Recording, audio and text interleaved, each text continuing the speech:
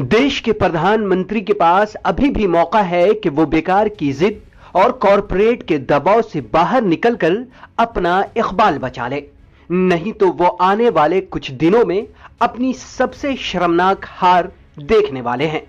क्योंकि अब खुद उनकी ही पार्टी और अंदर खाने तक किसानों द्वारा भड़काई गई ज्वालामुखी की लपटें पहुंचने लगी हैं।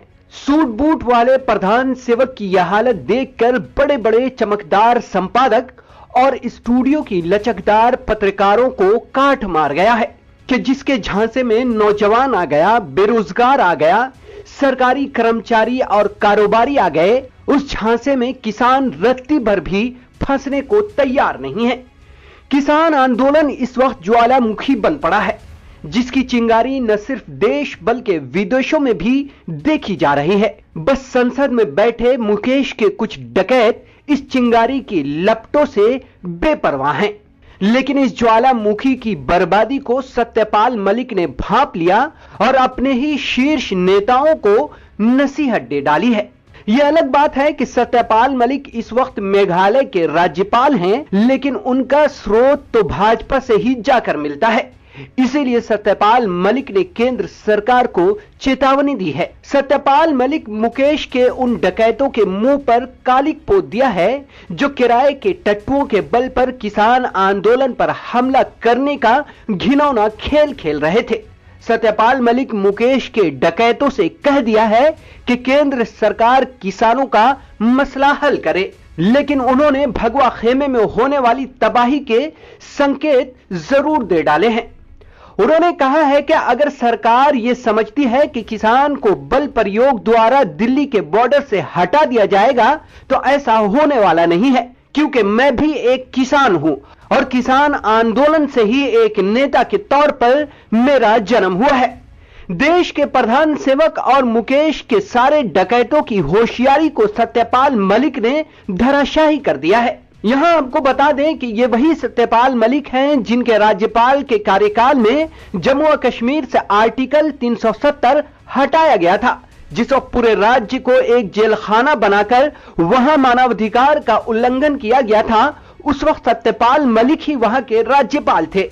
किसानों के आंदोलन पर सत्यपाल मलिक ने जो कहा है उसे नरेंद्र मोदी को भी सुनना चाहिए और कॉरपोरेट के उन सरगनाओं को भी सुनना चाहिए जो किसानों के आंदोलन को कुचलने के लिए भाड़े के गुंडे और मवालियों द्वारा हमला करवा रहे हैं। सत्यपाल मलिक ने कहा है कि किसानों के आंदोलन को दबाकर या कुचल कर शांत नहीं कराया जा सकता है।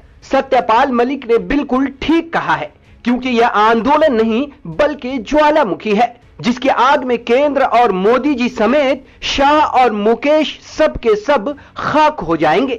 सत्यपाल मलिक ने कहा है कि मैं खुद एक किसान आंदोलन से निकला हूं, इसलिए मैं उसकी समस्याओं को समझता हूं। इस मसले का जल्द से जल्द समाधान निकालना ही देश हित में है। उन्होंने अपनी सरकार से अनुरोध किया है कि किसानों की समस्याओं को सुना जाए। सत्यपाल मलिक इतने पर ही नहीं रुके, बल्कि सिंघू बॉर्डर पर बैठे किसानों को संघी आतंकियों और भाजपा के किराए के टट्टुओं द्वारा पत्थरबाजी और हमला कराए जाने को लेकर भी चेतावनी दी है और कहा है कि किसान शांति पूर्वक है, उन्हें बल और जोर जबरदस्ती से नहीं हटाया जा सकता है। मोर और बत्तख को दाना खिलाने वाले प्रधानमंत्री के लिए सत्यपाल मलिक ने नसीहत दी है और कहा है कि दुनिया का कोई भी ऐसा आंदोलन नहीं है जिसे दबाकर या कुचलकर शांत किया गया हो। लेकिन जरा सोचिए, मोर, बत्तख और तोता को दाना पानी देने वाले सूट बूट वाले फकीर बाबा को उस किसान के लिए देने का 1 मिनट का समय भी नहीं है जो देश को दाना पानी देते हैं। सत्यपाल मलिक के इस बयान से न सिर्फ भाजपा बल्कि खुद नरेंद्र मोदी भी बहुत कमजोर महसूस कर रहे होंगे। 2019 में प्रचंड बहुमत से जीत के बाद आज तक सूट बूट वाले फकीर बाबा ने कभी इतना असहज महसूस नहीं किया होगा जितना अब कर रहे होंगे। सत्यपाल मलिक ने ज्वाला बने किसान आंदोलन के फटने से ही उन्हें खबरदार कर दिया है। उनका यह बयान दर्शाता है कि किसानों के आंदोलन को अगर और भड़काया गया तो नतीजा खतरनाक हो सकता है। उन्होंने कहा है कि सरकार जितनी जल्दी हो सके किसानों के मसले को हल करे, क्योंकि जब यह ज्वाला फटता है तो बड़े बड़े कोहिशीमा को भी ध्वस्त कर देता है।